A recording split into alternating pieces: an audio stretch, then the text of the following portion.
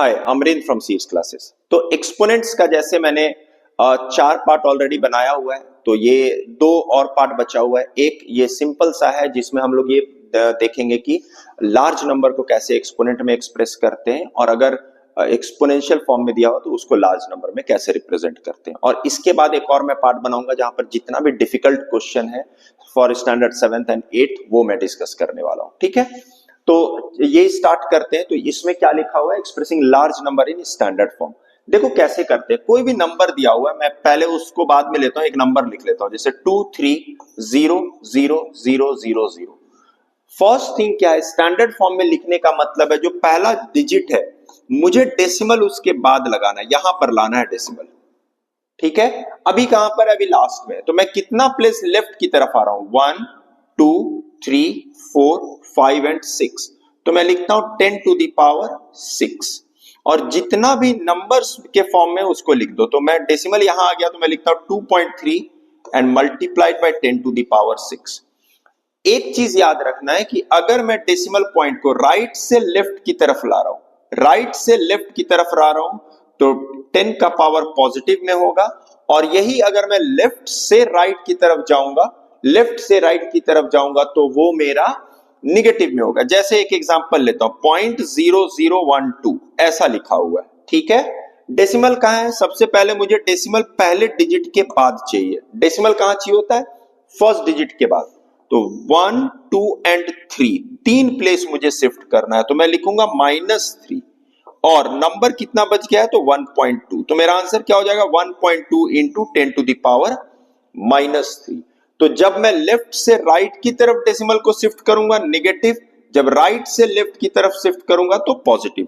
अब इसको बस ध्यान में रखते हुए देखो, अब हम लोग ये क्वेश्चन करते हैं। ठीक है, क्वेश्चन ऐसा है 1 2 3 1 2 3 4 5 जीरोस है।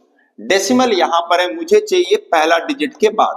तो मैं कितना प्लेस शिफ्ट कर रहा हूं, देखो 1 2 3 4 5 6 एंड 7। इसका मतलब हो गया 10 टू द पावर +7, क्योंकि राइट से लेफ्ट की तरफ आ रहे हैं। और नंबर क्या बचा है मेरा, 1.23। जीरो के अलावा सब लिख देना है। सो दिस द आंसर, है ना, सिंपल।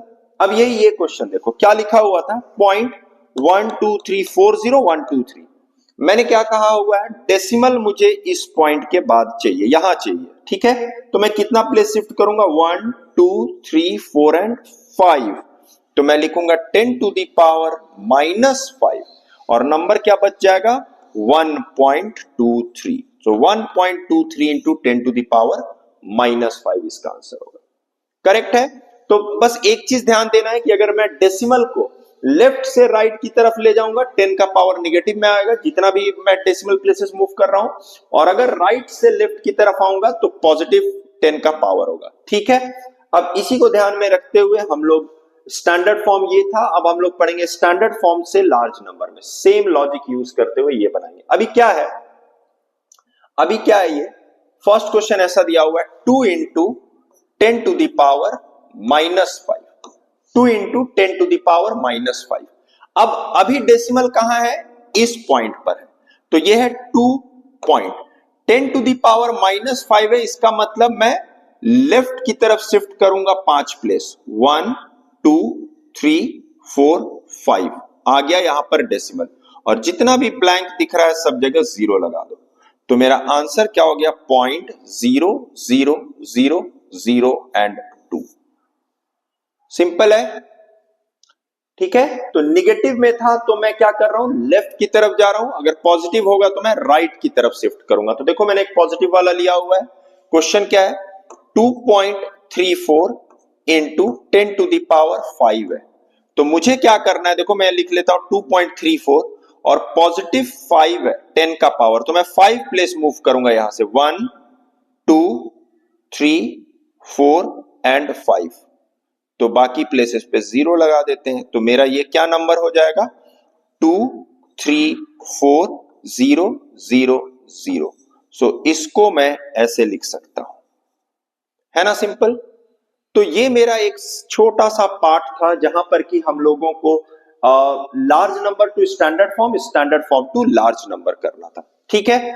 तो इसके बाद मैं लास्ट एक लेकर के आऊंगा जिसमें जितने भी इंपॉर्टेंट स्लैश हार्ड क्वेश्चंस हैं जो एग्जाम्स में आते हैं क्लास 7th क्लास 8th दोनों के लिए है वो सब, तो वो मैं लेकर के आऊंगा। ठीक है, थैंक यू।